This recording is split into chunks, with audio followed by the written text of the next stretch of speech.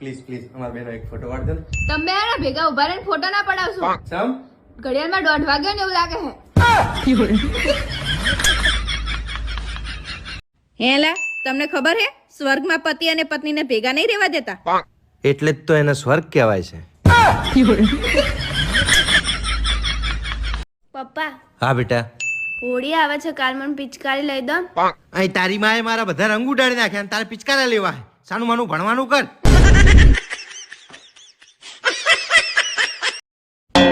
શું કરે છે તું? વાળ ખરાબ થઈ જાય ને તો વાળ હરખા કરું. અને આ મોઢું ખરાબ હે એનું શું કરીશ તું? હવે કેવું છે તમારી પત્નીને? હવે ઠીક હોય એવું લાગે છે. હવાર તો એક વખત બાજી છે મારી જોડે.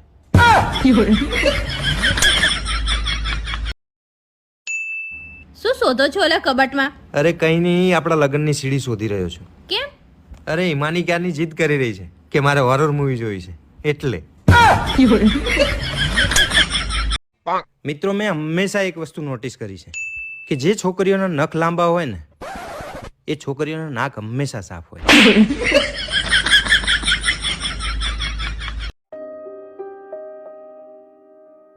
આટલું ધ્યાનથી શું જોઈ રહ્યા છો? તું ચૂપ હોય ને ત્યારે કેટલી મસ્ત લાગે છે.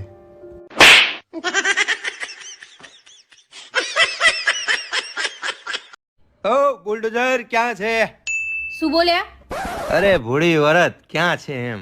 તો બરોબર. લાઈફમાં બધાને બધું સારું જ મળે એવું જરૂરી નથી હોતું. ક્યારેક ક્યારેક આપણને ખબર હોય છે કે આપણને જે મળ્યું છે એ સારું નથી, છતાં પણ એની સાથે હસીને જીવવું પડે છે.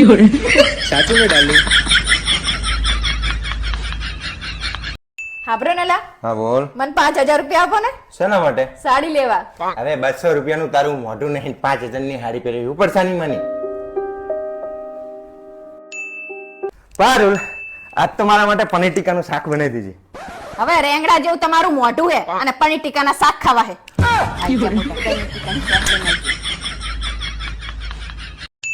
ખબર નહીં લોકો પોતાનો રંગ કેવી રીતે બદલે છે. હું તો કાલે કાળો હતો ને આજે કાળો જ છું.